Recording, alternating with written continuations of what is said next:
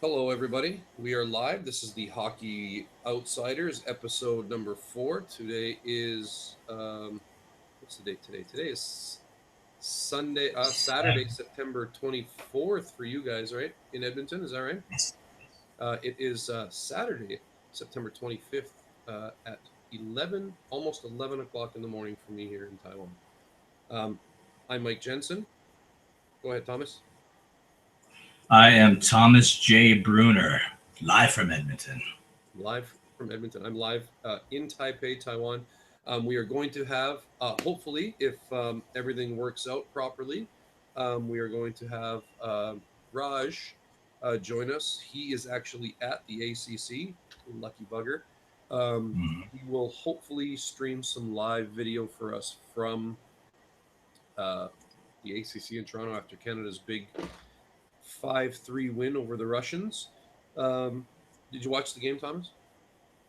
Yes, yes. Myself and Mrs. Bruner sat down and watched it from front to back.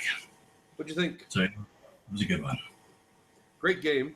I mean, really close through the first two periods. When Russia went up 2-1, I think the entire country of Canada held their breath. Like you could just feel it. Everyone, oh no. We have a WhatsApp group here in Taiwan, and it's all the local, not local, but all hockey players that we play here. We play kind of pickup rec league here, and yeah, you could just see the messages. Everyone just like, what just happened? Oh no! Everyone was stunned and losing their mind over a goal. Right? It was pretty funny. Yeah, it was worrisome for about a minute before Crosby saved the day. He is a really special player. He is so Yeah, good. I remember. So Yeah, I experienced. do. Oh, sorry, I'm cutting you off. That's all right. Go ahead. Yeah, I just remember there was a certain time last season when they were kind of worried that Crosby may have completely fallen off the rails with this slow start, and then he really started to turn it on. I have a pal that's a Pens fan, and he was quite happy when he turned it around, and it just did not stop. And it turns out that Crosby is still not stopping. He's right now completely on point. He's fantastic. Are you seeing my video, Thomas? Or No, no, I'm not seeing your video. Just a pick with a water bottle squirting the wrong way. yeah, that's weird. I'm not sure what's going on with that. No. Anyway, we'll just go with it. I mean, the camera was working before we went live, but anyway, we'll just run with it. I'm not gonna play around with it all that much anymore. No one needs to see my face anyway. So, Yeah, yeah, we're not in it for our looks anyhow. Can't all be Ryan Rashog. what do you think so far about the World Cup? Have you been? Do you like the format? Have you been happy with the play? What's your take on the whole gimmicky Team North America thing and how they sort of went out? Do you have any sort of input or take on that? You know what? It's a neat concept. When you look at it, of course, Canada has so many great players available that finding another place to put them was, I guess, the next logical step. So it had to be done, and then they incorporated the great young players out of the U.S. So gimmicky or not, I found it a very clever idea. I liked it. They were exciting while they lasted. It's unfortunate that they couldn't make it further. I know a lot of people were anticipating or not anticipating, but certainly hoping for a Canada North America battle royale, which won't come to pass this time around. Anyhow. I think that they had to have it end the way it ended.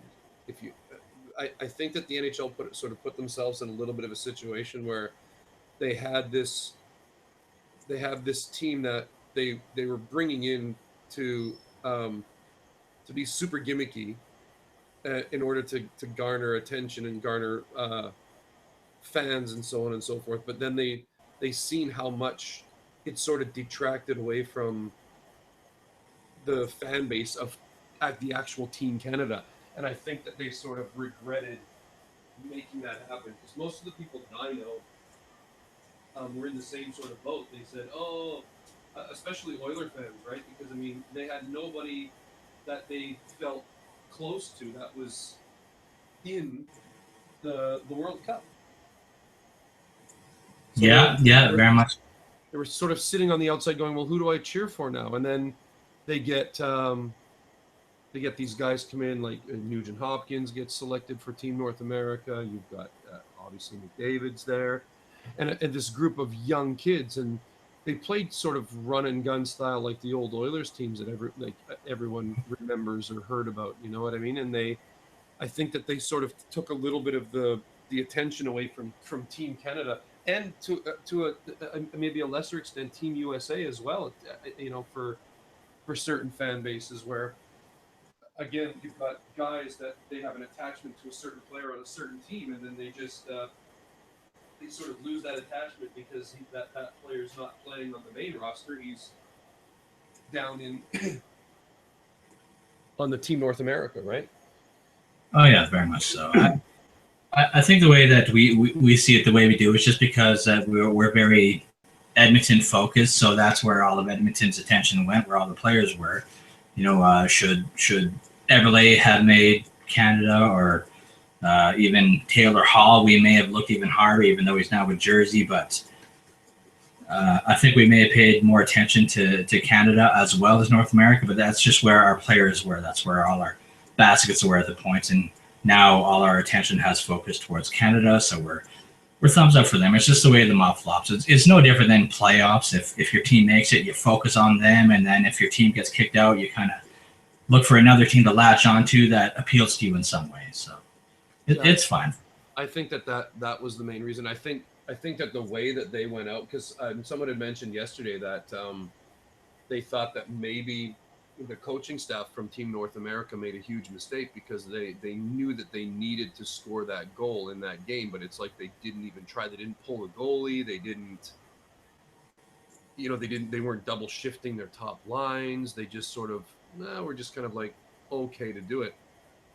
And I think that it was, again, this is just me kind of being me, but I think that it was just them kind of going, okay, we need to kind of nip this in the bud and have it sort of end in a way that doesn't make anybody look bad. And the way that it ended for them was perfect. Was a perfect way. The NHL couldn't have scripted it any better if it wasn't so scripted, if you know what I mean. So yeah, very. It's a weird sort of setup where you kind of go, wow, because even now you hear a lot of the guys, oh, it sucks that they lost the way that they did, and that shouldn't be allowed, and we should do this and this and that, and all of this kind of stuff, right? It kind of goes through these like ups and downs, but I think the NHL was in a real tough spot. If that North American team would have went on to win the whole tournament, they have most of the core guys wouldn't even have been returning to the team, right? So I mean, it put it in a really sort of a tough situation that I think that they kind of had to have it end the way that it ended. Mm-hmm. And I guess a positive way to look at it is that they got a leg up on training camp now. All these youngsters coming back. Well, I think it's helped out teams more than it's hindered them. I mean, a lot of these guys are going to be, there we go. There you are. Well, that was not easy at all. Stupid thing. And of course, all of my settings are completely messed up here, right? What are your thoughts on Team USA? I kind of thought they would have been better, stronger. I know there was that controversy with certain team selections and certain players left out, and now you can look at it with hindsight being 2020 that maybe they should have selected this person or that person, namely Phil Kessel. Although I know he's not the kind of player to take a team onto his back and carry them places, but he may have been of assistance. And I know what are your thoughts on him throwing shade as he did via Twitter? Well, you know what, I think a lot of people have to give these guys a bit of a break. I mean, yeah, they cut him from the team, and obviously it's not. He felt slighted by it. Clearly, he felt slighted by it, but they're expecting him to just take that in stride as an athlete or a professional athlete and just be not heard about it and not say anything in regards to it in a negative sort of way. These are people just like everyone else, and if you slight them, of course they're going to wait and again they're just like everybody else. I would have done the same sort of thing, right? And it's not like he went out of his way and was like, "Oh, Team USA sucks balls," and you know eat a bag of dicks. It's not that like he did anything. He just he just made his casual. It was I found it humorous, and it was Yeah, it was okay, and it's okay. I think stuff like that's okay. One of the best guys who kind of sits right on that line on Twitter is Luongo, right? I mean but I think the main difference with him and Kessel is that he sort of embraces it, I guess. You know what I mean? Where Kessel, he's not really known as the jokey, funny type of guy, I guess. But I mean, at the end of the day, it's it's just it's all in fun, right? I mean, these guys do they have the greatest job in the world. They really do, and they should be able to have fun with a lot of the stuff that they do. I don't see it. You know, I found it humorous. I found it. I thought it was funny. Like I said, and it is what it is. I mean, everyone can be pissed off, but I understand why maybe some of the players, found it a little bit disrespectful. But at the end of the day, he wasn't there. Yeah, no, it was fine by me. It was a nice little tongue in cheek quip, and it would be nice if the NHL would embrace this kind of behavior. It's very fun. It tiptoes towards a line, of being brazen or anything like that. It's just it's all right the way it is right now. And it's unfortunate that there was such such attacks on him because of what he said. Backlash on it. That's the thing. Like, and I think a lot of I think a lot of people look into stuff way too much. I think social media is to blame for that to a point, but I mean at the same time, let a guy have his moment. You know what I mean? He was left off a team that he clearly should have made. I mean, there's no viable reason why Phil Kessel doesn't make Team USA. I mean, you go down that list of players in that team. There's not one guy that he had to beat out. There's like 4 or 5 guys that he's a much better player than on that team, right? And you kind of you make the argument for the teams that are extremely successful in tournaments like this, and they have they pull the best group of guys together, and those guys leave all their egos at the door, and they play whatever role is asked of them, right? And I'm sure Phil Kessel and most of the guys from Team USA would feel the exact same way. So you can't tell me that there wasn't a spot for Phil Kessel to fill on that team. That just doesn't. So again, for him to come back and have his little snide comment, I found it funny and humorous. I mean, I'd find it the same way if it was a Canadian guy though as well, right? But I mean, different sort of situation because Canada's deep enough that they could have 2 or 3 teams competing in the same tournament. But I mean, yeah. I think Tortorella is. I don't mind Tortorella, but I think his coaching style is too old fashioned for the new NHL. Yeah, I think I certainly think that the shine is off Tortorella. And, yeah, he's I think he's going to sort of rough go in these last couple of years of his contract. He's in Vancouver, is that right? That's where he is now. Tortorella? Yeah. Columbus. Yeah. Yes. I don't know. Like I'm kind of waiting for him to be out of the game because he's very much old school, maybe in the same vein as Iron Mike Keenan and those guys. They're successful in short bursts, but eventually they wear out their welcome very fast, and I think he's done that, and he's really clinging on to trying to remain relevant. With his goaltenders, and if Tortorella pisses off Bobrovsky and Bobrovsky demands to be dealt away, that is something that you just cannot have happen in that market right now. They lost Johansson. Sure, they brought in Seth Jones, but I still think Nashville won that trade hands down. At this point in time, I don't see it as a fair, return for a guy like Ryan Johansson. Yeah, it was that's a difficult one. I mean, it might might even out, and I guess that's what the hope is. Like trading away a guy like Johansson is very risky at the best of times, and I know the hope is that Seth Jones becomes the person that he was ballyhooed to be when he was drafted. What do you think about Team North America?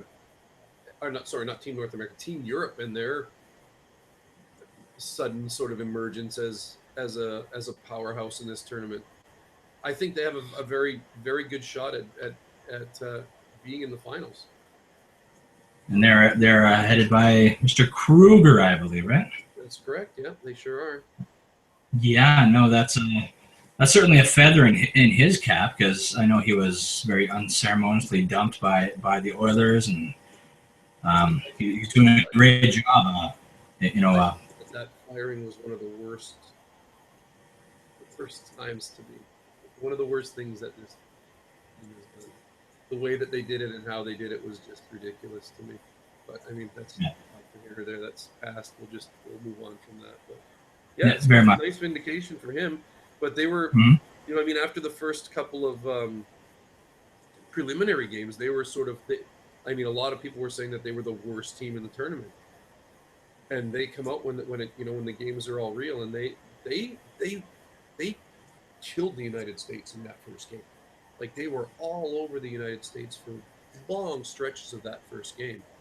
And Don Cherry pointed out on his Hockey Night in Canada segment. Still a huge fan of Don Cherry, by the way. There's a lot of people who hate him, but I still love the guy. I think he's fantastic.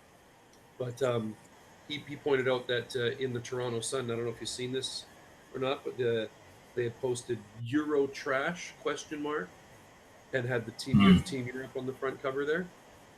And he said that Tortorella and the Team USA didn't even stand a chance. He said that kind of motivation for a team like that is just just can't overcome that sort of motivation. And it was true because they were like two completely different teams when you watch them. When they played North America, there was no energy like they had when they played in that game against the USA. They were all over the states.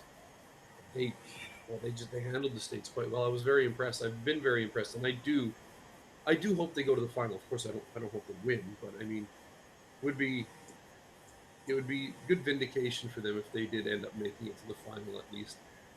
If they Yeah, win the yeah. whole thing, it would be the ultimate vindication. But at the same time, I can't do that.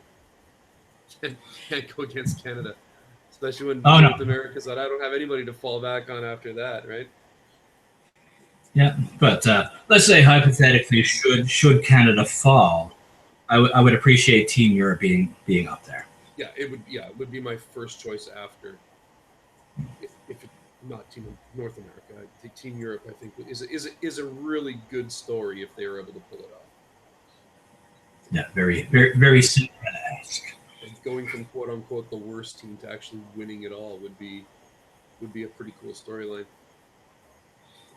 Yeah, Some certainly. interesting stuff going on in the NHL recently.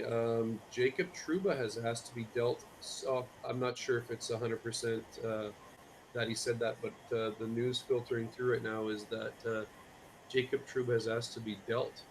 What are your thoughts on this? I find that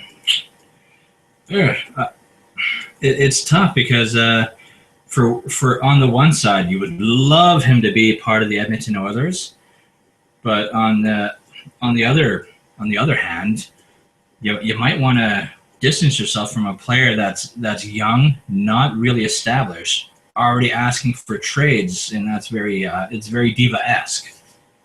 Well, and not only that, too, from what the rumblings are out there is that he's actually asking for a big hefty contract as well. Right? I mean, he's from. I'm not, did he has he signed yet? I'm not even sure. I'll have to check it I don't know if he's signed it. I could give that a quick Google, but out.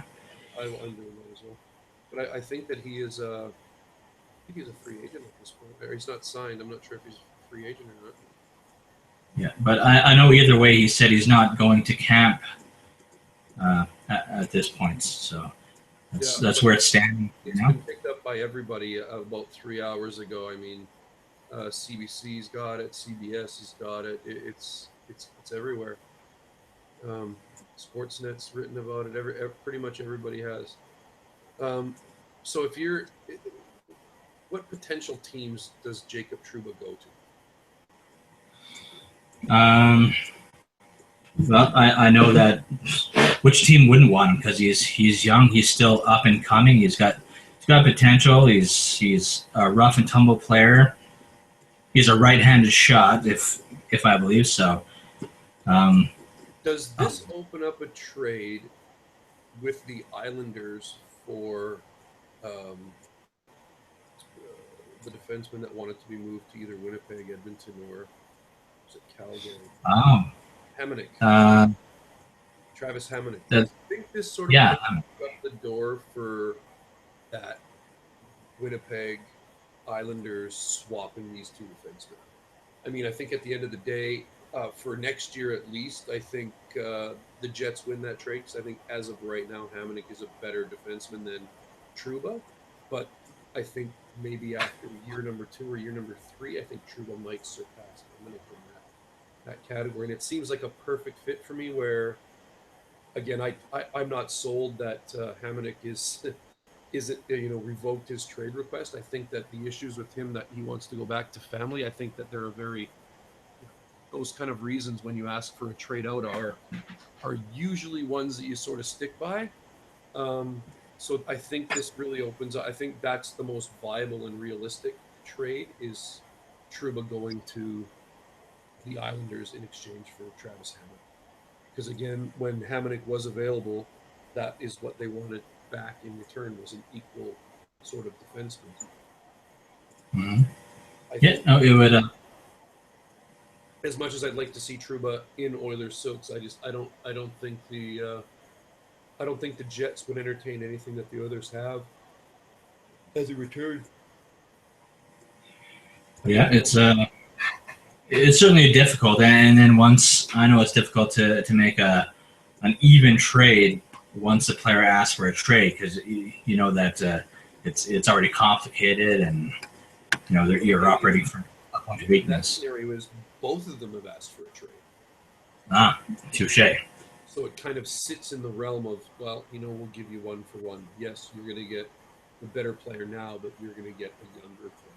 Sort of balances out. So, like I said, I see that as, I mean, my own personal um,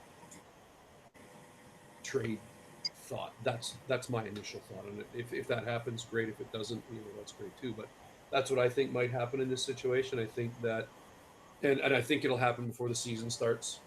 I think that it's something that if both teams are mulling over something like that, they're going to get it done quick and just sort of start off the year fresh with their new guy. But either way, I think the hockey outsiders should make this catch on like wildfire and start this. That's right. Well, you This heard it here first.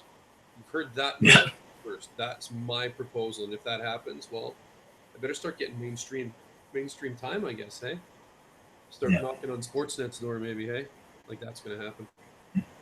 Optically, it adds.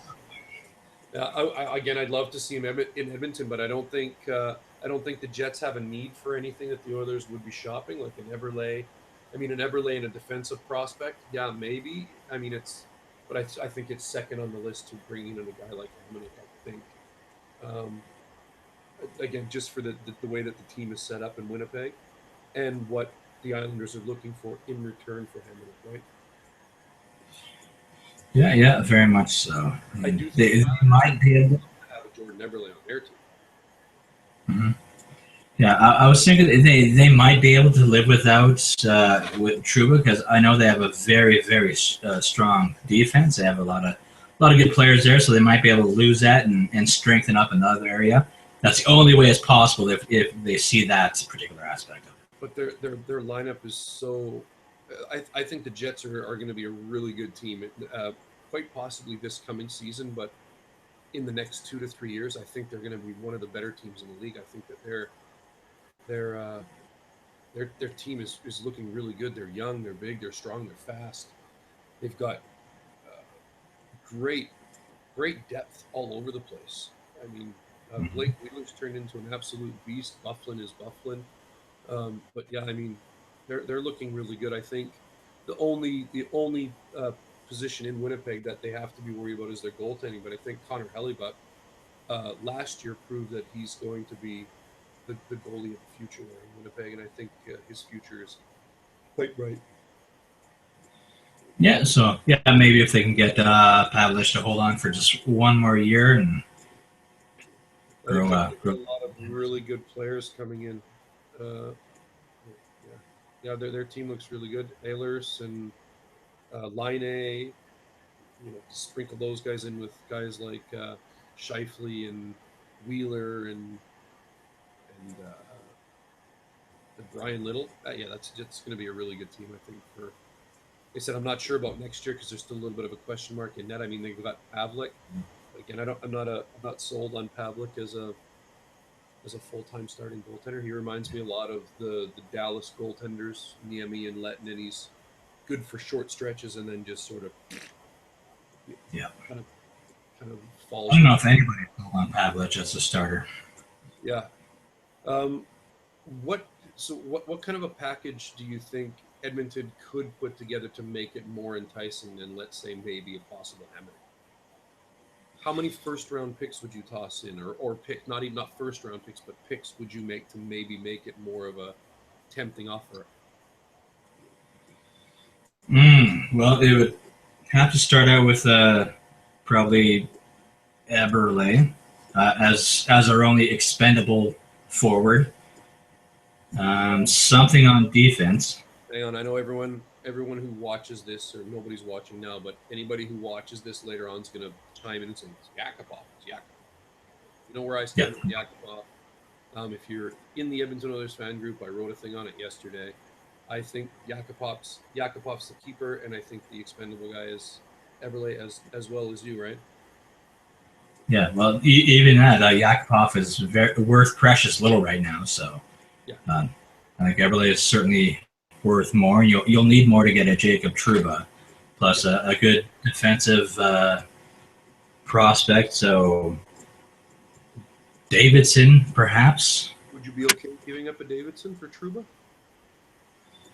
Um, yeah, I think I would. Just the promise is really it's very much there for Trouba. He's very exciting as a prospect, and he's shown in little bursts what he's capable of doing. And if you can parlay that into a very powerful career, then that would be great. So and Davison, he'll certainly be steady, but I don't think his ceiling is certainly not as high as Trouba's. Yeah, I would agree with that. In,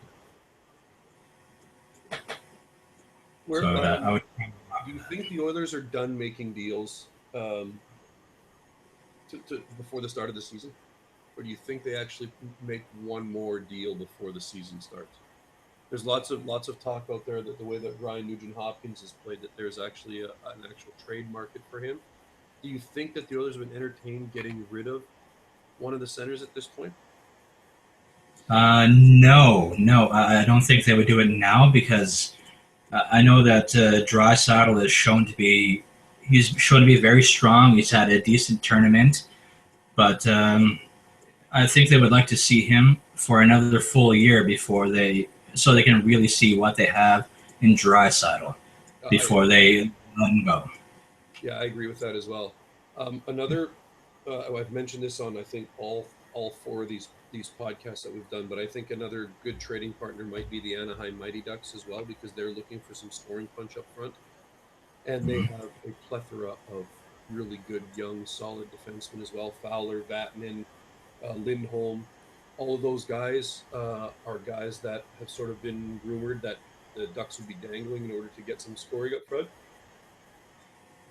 Yeah, very possible. I know that. I remember I was looking heavily into the Vatanen one, and I got kind of excited and giddy thinking about that possibility. But it's possible, but certainly not now, anyways. I would, yeah, out of the three there, I would choose Lindholm first. I think Lindholm is a better all-around player. Vatanen's more offensive, I think. But if it was me running the show, those would be the guys that I would target. But I mean, you just never know what it's going to take. I think the Ducks are pretty much settled on Lindholm. I don't think they'll be getting rid of Lindholm. I think that they would be more interested in losing a guy like Vatanen because I think he's easier replaced. Yeah, yeah, very much so. I think we might need a stronger offensive defenseman because I know Clefbaum is not really built for that. Neither is Larson. Um, don't really know what Nurse will bring. Sorry. Sakara's that guy though right now, though, isn't Yeah, yeah, that's he's certainly capable of that, but perhaps Batman might be able to provide more, better. Well, we'll see. he? Somebody brought up an interesting point last night because I had mentioned the article that I had read on the fan page there about. I think it was from one of the major Ryan Rashaw, I believe. He had said that Hmm. the Oilers are planning to move on from Neil Yakupov. So I had a little bit of a discussion last night with some of the hockey guys. We have this ritual where after our hockey games, we go and we sit in front of a 7-Eleven and we drink beer and just have these extremely loud sort of chats in three or four separate groups with 15 or 20 guys. And they're awesome. They're really great. In 7-Eleven here in Taiwan, you can just buy beer and you're allowed to drink on the street. So it's a little bit different than back home. So we sit outside of the 7-Eleven and we tip back a few beers and we have these like really sort of informative hockey talks. And they always, what the great part about the group of hockey guys that we have here is there a lot of them are Oiler fans. So we kind of talk mostly about Oiler fans, but we also have some sprinkling of like, we've got a Ducks fan, we've got some Leaf fans and some Jets fans and so on and so forth. But one interesting things that one of them brought up um, in response to me bringing up that article from Rashaw about the Oilers possibly moving on from Yakupov is that he feels that Eberle is the more expendable. The simple fact that it opens up another spot for them when it comes time for the expansion draft, which brings up a real valid point because um, when you think about the expansion draft and some of the decisions the Oilers have to make, that could be a very very smart thing for them to have that extra spot opened up for a guy like possibly Davidson or maybe a Trouba if he's brought in. And I think that that would be more valuable keeping a player of that sort of ceiling rather than a guy like Jordan Eberle. What are your thoughts on that? Yeah, I always forget about the expansion draft that is ever looming, and it's certainly a frightening time when looking specifically from the Oilers, we have so many valuable things up and coming that we feel we need to protect, and we have to decide what we want to leave exposed. It's quite bothersome, and I don't envy Shirelli's spot right now. But I think he's still okay. I mean, a lot of people are kind of spelling the end of Yakupov based solely on Puliarvi coming in and being this, winning his spot right out of camp. But I mean, even if Mhm. he does win his spot, I don't think that. I mean, I don't think losing a guy like Yakupov, who again former first overall pick for nothing, is a smart move at all. And I mean, and I've said this before, and I've been saying this for a couple of years. Whether the Oilers like or dislike Yakupov, they need to create value and see what he can do. So if they don't start the first 20 games off with Yakupov playing with McDavid, I think they're making an enormous mistake as far as their um, asset management is concerned. Again, whether you want to keep him or whether you want to deal him, that's where he needs to be. He needs to be given a legitimate shot to see if he can prove himself as a guy that can play on that wing. I referred to him yesterday as a very possible Gretzky Curry style of thing. I mean, when you look at Yari Curry was nowhere near as dynamic a player without Wayne Gretzky, right? And, Mhm. and I mean, he was still a good player, and I think Yakupov is still a good player if used in the right situations. And I think that's what teams are hoping is the Oilers, pull off an enormous brain fart and give away a guy with his talent for literally nothing, right? And I mean, teams would be chomping at the bit to grab a guy like that for nothing, right? Um, and I think that if they don't give him a proper, 20 games to see what he can do, I think that they might be making a really big mistake.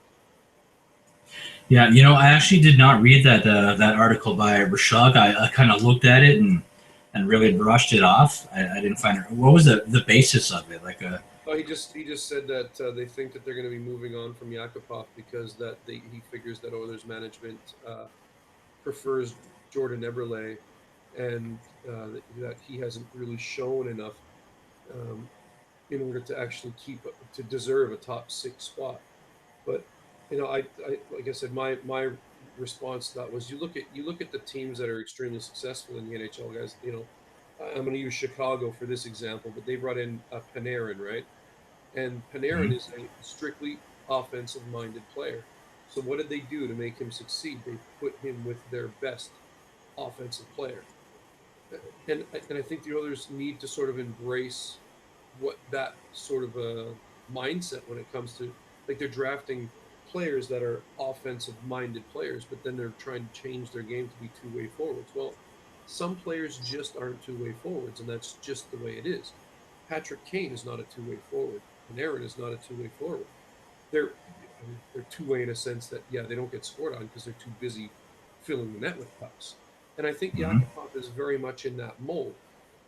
So if you want him to succeed, you put him on a line with McDavid. You set him up between the hash marks to one time on the power play, like Ovechkin style, and you give him every opportunity to succeed.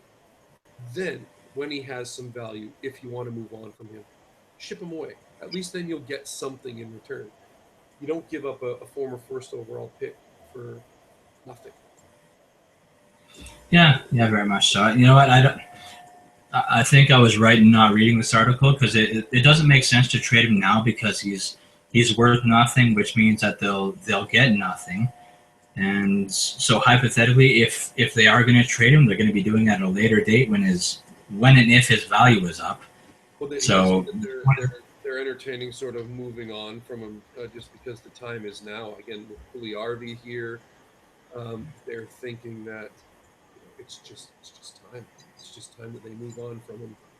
And here, I'll link this. I'll link it to you, and you can take a peek at it in your time. I'll just link it to you here on Facebook. But it's a good read, and I mean, it's interesting. I like I said, I disagree with it, but he does sort of come in and defend Yakupov in it a little bit as well.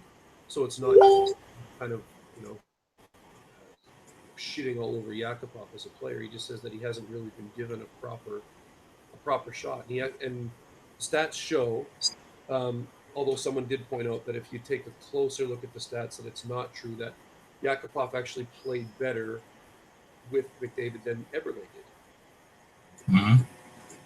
So, Oh yeah, no, like I said, I'm yeah, not sure. I know that was the case because when I watched McDavid and Yakupov play, I thought Yakupov played extremely well. But again, he said the same thing. You could put anybody with McDavid and they play a lot better. I said, yeah, but I mean, I think Eberle, no matter where he plays, is at a max 30-30. That's what he is. He's not. I don't think he's ever going to be more than just that. His 30 goals, 30 assists. I don't think he's anything more than that, no matter who he's playing with, or you know what you know where he is. I think he's just that. He kind of. I mean, and not to mention his production sort of dipped over the last 3 years too, getting all those cake minutes in Edmonton. So, mhm. I mean, I think if you've got McDavid playing with Yakupov, I think Yakupov's a 30-30 guy playing with McDavid, and Eberle is exactly the same playing with McDavid. Cheaper contract, um, more trade value in Eberle. I think the smart way to go is to keep. And I'll bring up this word that I use a lot: intangibles. I think Yakupov brings more intangibles too. He's a better skater. He hits. He plays with a little bit of an edge. I think he's got a harder shot. I think Eberle's got great hands. I mean, he's got better hands than Yakupov.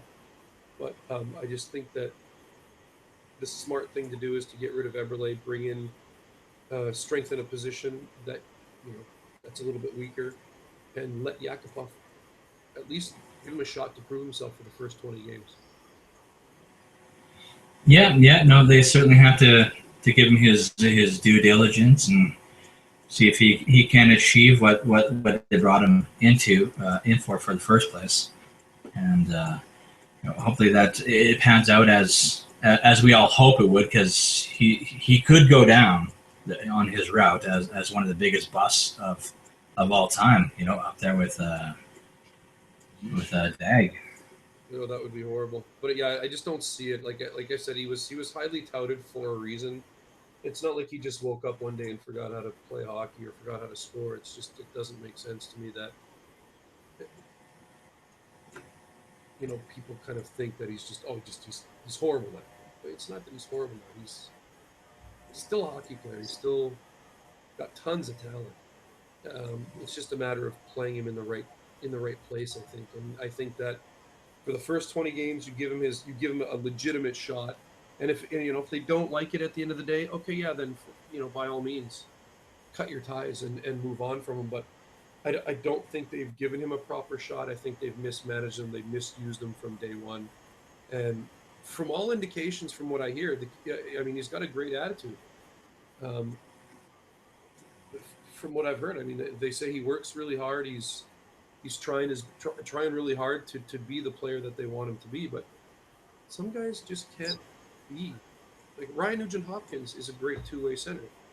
Nail Yakupov's never going to be a great two-way center. It's just not his game. Yeah. So you're saying that by that rationale, they just have to accept that he is what he is, and it's in their best interest to run with that. That's what I think. You agree with that, or? Yeah, no, that's. I think that would be a lot of people's sentiments if they get past the fact of the last 3 years with Yakupov, and they look at it logically. Yeah, that's the way I see it. Again, we get a lot of guys that are, that just really rip on him, and I find it a little bit sort of unfair in that way. But I mean, to each their own, I guess. Let's switch topics here if we can. Do you play any fantasy hockey? I know you're in our pool, aren't you? Yes, actually, this is I've looked at it from a distance for many years, and this was the very first time I've actually engaged. So, Are you in the Edmonton Oilers fan one, the one that drafted yesterday? yeah, the one that drafted this morning. Oh yeah, this morning. Yeah, how did you fare? How do you like your team? I think I would like to make some trades. I'm not even sure how this works, but it's trade time. It's trade time. Yeah, so I think I did all right. I was unsure how to grab players at first, Okay. and I yeah, I did the entire draft on my cell phone from the hockey chat with the guys. So I actually had a little bit of an unfair advantage because I had a couple guys that are quite good hockey gurus. I won't drop any names, but one of the more sort of reputable bloggers out there was hanging out with me last night and helping me pick some of the guys. So before you call me a cheater, though, it was pretty much my thoughts. I just sort of double checked and had conversations with him about certain players that I ended up picking up. I like my team. Some guys I have, like with every team, you have a few question marks, but yeah, I think my team's pretty solid all the way through. Who did you like, and in what rounds did you end up grabbing? Did you get any really good steals? What's your team name, by the way? don't. Gluten-free goaler. Oh, you were right before me, if I'm not mistaken, I believe. Yeah, you were. You Okay, were yeah. right before me, I think.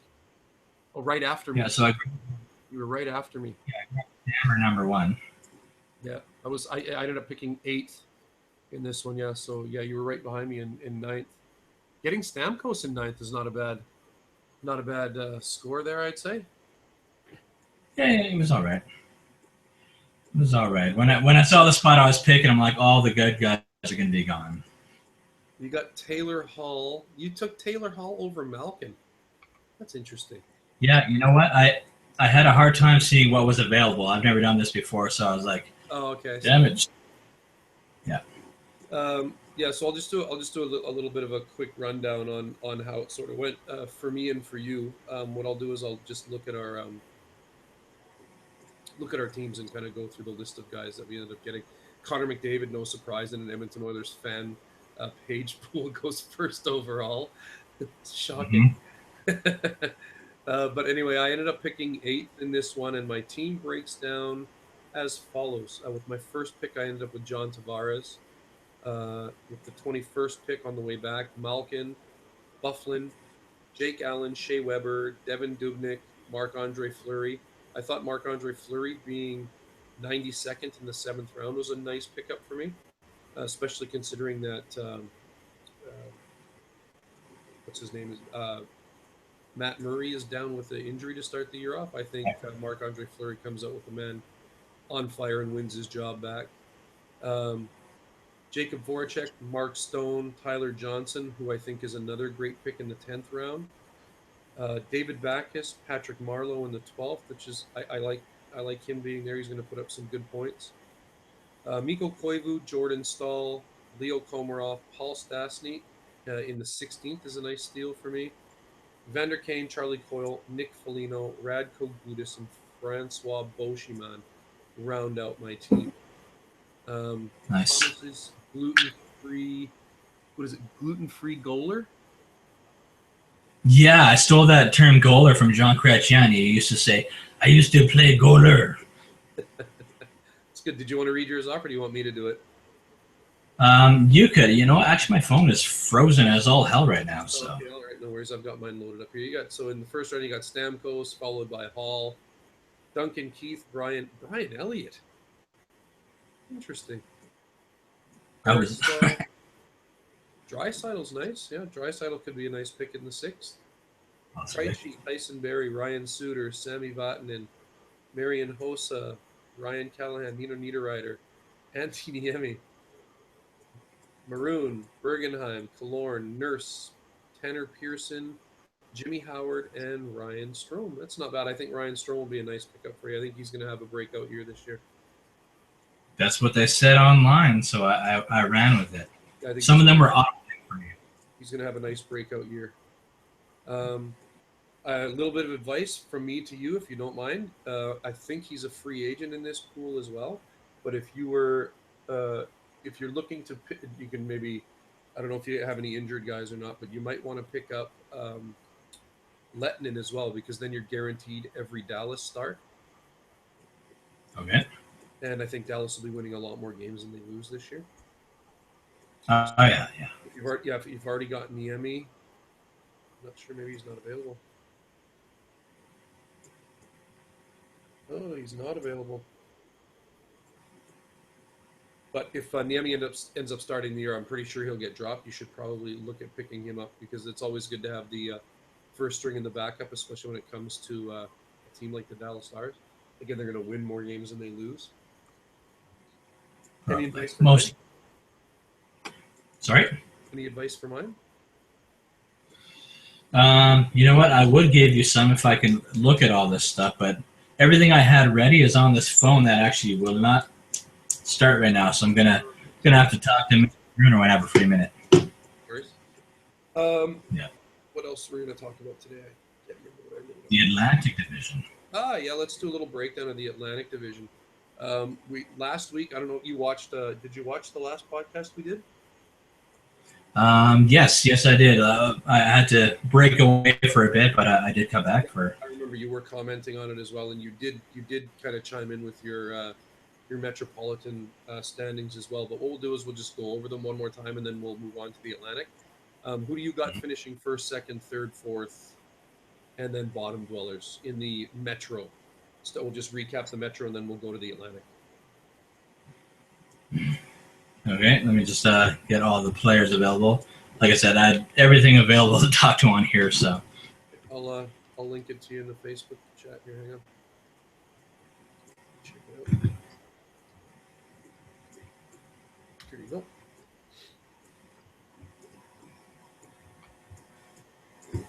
All right, there we go. Anyway, my choices were I've got Washington finishing first in the division again, with Pittsburgh finishing second. I've got the Islanders moving up to third, and the Rangers battling with Philly for fourth and fifth. And I think those bottom three teams are going to stay exactly how they are. I could see Columbus maybe overtaking New Jersey, but I'm not 100% sold on that All right. So yeah, looking at the Metro Division now. either. Um, what I think Pittsburgh will. Pittsburgh will definitely take first. I think the Stanley Cup hangover shan't last long. Washington, Rangers. Um, let's see. Let's plot Jersey up next, Really? just for fun. Just because of my stupid attachment to Taylor Hall. Um, Philly, Carolina, I think Philly and the Columbus. Rangers are going to be battling. I think Philly's one of those teams that really sort of flies under the radar for most people. They're a solid Mhm. team, and I think that they're with Gothlespier and Prokhorov coming in on the defense. I think they're going to surprise a lot of people next year. I think they're going to be the surprise team from the Metropolitan Division. That's my call. Possibly. They always seem to run hot and cold, you know? They can't seem to get their poop in a group for me. Yeah, I think that they're going to be a better team next year. I think Giroux is underrated as well. I think he's one of the top 5 players in the league. I think. Oh, yeah. Yeah, he's certainly a strong character. Very much so. Yeah, I think that that's going to be. All right. Are we doing Atlantic now? Let's do the Atlantic. I think the Atlantic Division is going to have more movement than most. I'm the most excited to see how this one plays out. Um, I don't see Florida finishing first this year. I think they have a little bit of a drop off. I think Tampa takes that first overall in that division. I do think Florida finishes second though. Hmm. What do you think about the top two? Um, yeah, you know, I would definitely put Tampa up there. Certainly. Um, and Montreal, I'll slot for number two. You don't think they'll be better than Florida? Yeah, I think so. I think Florida was just. I think they just caught a very decent hot streak and rode it. I don't think they can duplicate that next year. They're so young and This, talented. They've got so much young talent throughout their lineup. They're going to be quite good for quite a while, I think. yeah, we'll see. I think they're one of the teams that just got a hot year. I would say that they might very well be in the market for one of the Pittsburgh Penguins goalies, though, as well as the Dallas Stars. I think that those two teams are the only two teams that would be looking for something along those lines. I mean, Luongo's at 38 now, so I mean, he's on his last sort of few contract years before he's going to call it a career. Mhm. But he's still a very, very, very, very solid goalkeeper. Yeah, yeah, very much so. Very much so. He's definitely got another couple of decent years in him. So you said Tampa, Montreal, and then Florida. Is that what you're going with?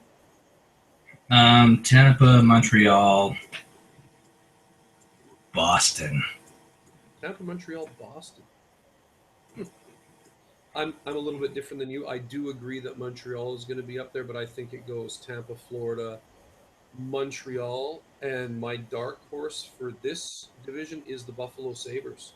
I think they're going to be a really good team next year as well, and I think Boston's going to fall off. Um, I mean, Boston had a real rough end of the year last year, and I think that Hmm. that sort of carries over. Everybody there is a year older. I mean, they're starting to get pretty long in the tooth there. Although Patrice Bergeron and Brad Marchand are both just absolute beauties. But I don't think Boston sits where they do. So I think it goes Tampa, Florida, Montreal, Buffalo, Boston, Ottawa. I think Toronto sits at the bottom of this division. I think Detroit takes a really really stiff decline as well. Um, but again, Detroit's got some really nice pieces there with Dylan Larkin and some of the guys, younger guys that they have coming in. But without Datsuk and Zetterberg being on his last couple of years, I don't see Yeah, that he's team. starting out with a knee injury too. Yeah, I don't see that team being anywhere near the playoffs. Um, they could very well be the last place team in that conference. That wouldn't surprise me one bit. But I see Not very. us, Yeah, I mean, Toronto's got a lot of promise next year with Matthews and all their young stable of guys coming in, Nylander and Mitch Marner. Here's an interesting question. One of the hockey guys brought this up yesterday. I'm not a Leaf fan. In fact, the Leafs are my least favorite team. But he sort of brought up this really good talking point about the Leafs. The Leafs have three really high end prospects that they're looking at in Mitch Marner, Nylander, and Austin Matthews. He said he asked everybody that was around last night. He said, out of those three players, which one do you think doesn't pan out? Um, so we got Matthews, Marner, and Nylander. Marner. You think Marner? He said the same thing, and I disagreed. I said I think Nylander would be the one that wouldn't make it, just for the simple fact that Nylander's a bit he's more of a perimeter style of player. He's a little bit smaller. But then I actually looked at their sizes, and Marner and Nylander are a little bit similar. But I just think the Marner's talent level is just a little bit higher than Nylander's. But I could be wrong as well. Yeah. So I guess we all just take Matthews out of that question and Yeah, no, equation. we're all pretty sure Matthews is going to make it. He is a big dude for an 18-year-old kid. He's big. He's gonna, and when he fills into that body, he's going to be a really good player. I mean, I don't think he's going to be a 100-point guy, but I think he's going to be consistently anywhere from 65 to 80 points, and it's not a tiny range, but I think that he could very well peak at 85 points and consistently put up 60 to 65 a year. But he's the real Yeah. deal. I think he makes it. He's going to be a really good player. Yeah, Right. my pick to be the surprise dark horse in that one, Buffalo. I think that they've done nothing but just get better and better. They've added to a nice, really good young stable of players there with guys like Opozo and O'Reilly and Evander Kane, Eichel, all those guys there. They've got and their defense uh, will be led by Ritzelainen, who I think is who's going to be an absolute beast. Um, yeah, they're my dark horse, and I'm picking them to finish right up there. They're going to be battling it out for a playoff spot with Florida. They'll be right behind Florida, I think. No, I'm sorry, Tampa, I Florida, would put. Montreal. Sorry, Tampa, Florida, Yeah. Montreal, and then Buffalo, and then Yeah, I Montreal. think myself, I would put Detroit as my dark horse. There's just something about that team that they always just manage to get in there and achieve things, no matter how old they get or players they get rid of or something. There's I think something in the water in Motown that keeps them up there. this year is the first year in Detroit where they have too many question marks. Too many question marks. I mean, last year you still had Datsuk, you still had Zetterberg. Yeah, they had question marks. Is the goaltending going to be there? Is this guy? But this year they have too many question marks. Goaltending's still an issue. They've lost arguably their best player in Datsuk. Zetterberg, how is Zetterberg going to play without Datsuk there? I mean, they were getting kind of attached to the hip for many years, right? So I Mhm. just see them having sort of a quite a drastic fall off. Sorry, Detroit fans.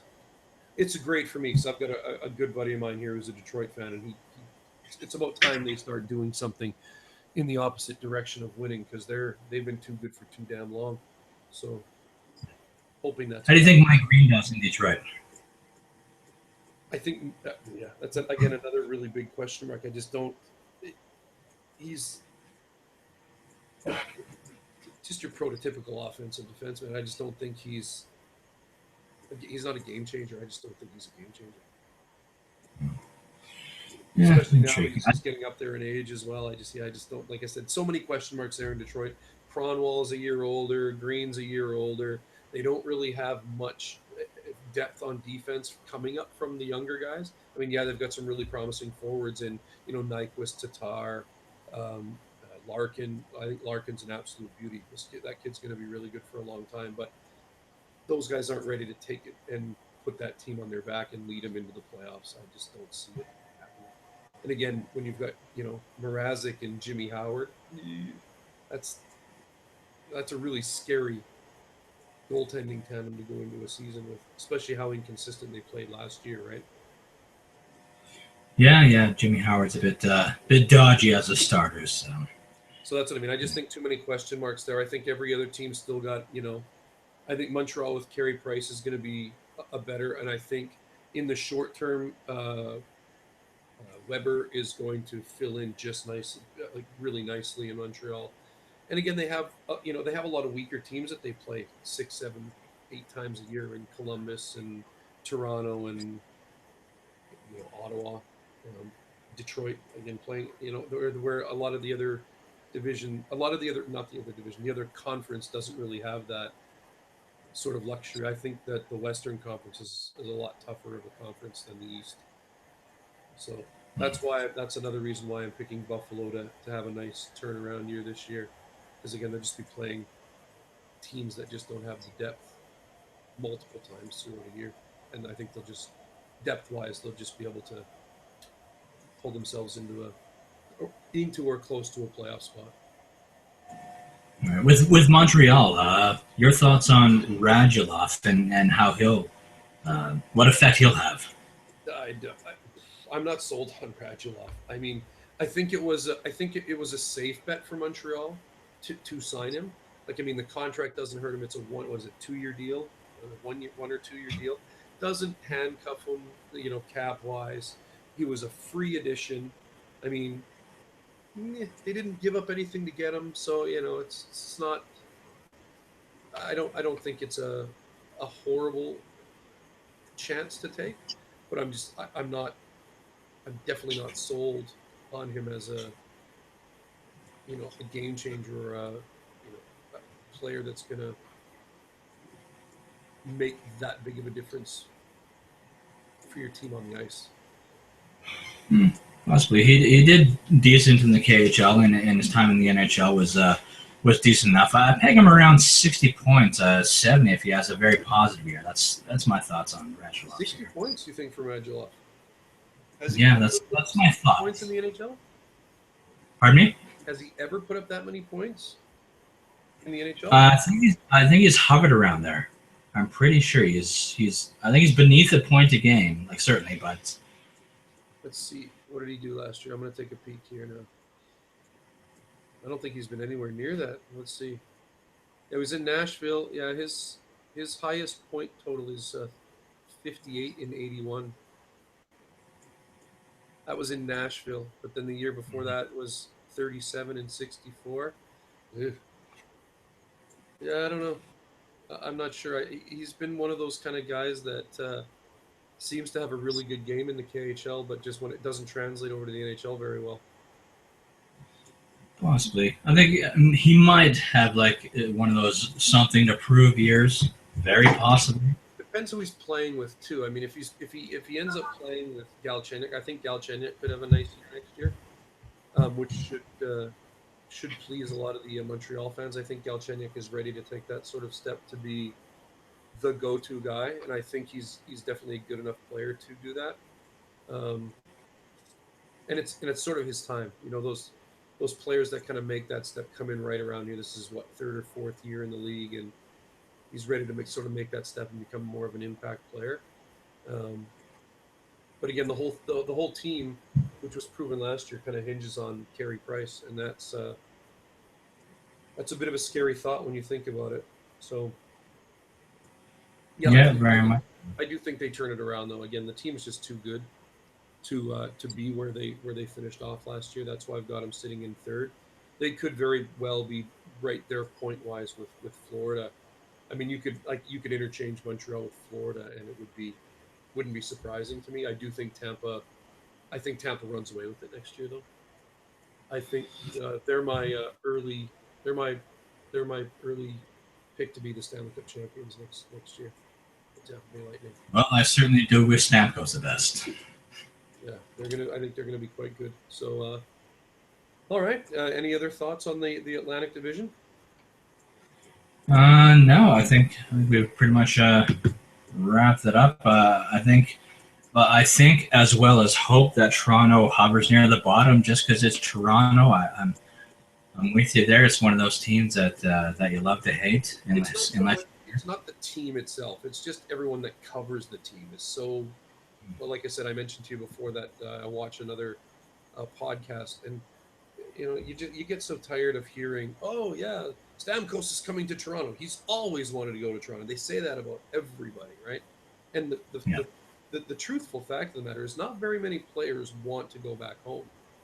Like that was a big thing for who was the Edmonton Oiler that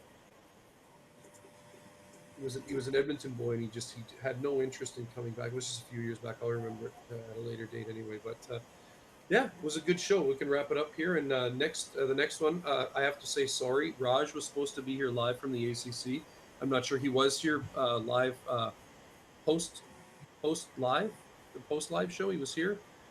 He was taking pictures for some people in distress, we'll say. Okay. Yeah, he was actually live, and he said the atmosphere was unreal and the game was great. He was at the Jays game earlier, and then he went actually to the Canada game as well. The guy lives the life. So hopefully we can get next podcast. We'll be going over the Western Conference. We'll start with the Central and then go to the Pacific, and we'll have our thoughts on those on the next ones, and of course we'll have our basic talking points. Thanks for joining me today, Thomas. I appreciate it. And Tons of fun. yeah, let's try. Like I said, next time we'll have 3 or 4 guys, hopefully. But yeah, good talk, good show today. Now you've got the hang of the whole podcast thing, so it should be a lot easier next time around. Yeah, hopefully my phone's working next time and I have all my stats and stories all ready to go. Yeah, no worries. Thanks again, Thomas. Thanks everybody who watched and who is continuing to watch. Let us know if you have any questions or comments and such. Oh, I do want to end the show on one little bit of exciting news. Keep an eye out on our YouTube channel, the Hockey Outsiders YouTube channel. I am streaming a full 82 game schedule for all 30 NHL teams via NHL 17, 5-minute game simulations of every team throughout the year. And we're going to have a little comparison sort of talk about before the season starts. We'll have a prediction show about how we think the NHL 17 season breaks down and how we think the actual NHL season breaks down. And we'll do a little bit of a comparison to see how accurate NHL 17 is to the actual NHL. So Sounds keep an eye good. out for that. Thanks again, guys. Take it easy. Talk to you soon, Thomas. Yeah. All right. Toodaloo. Take care.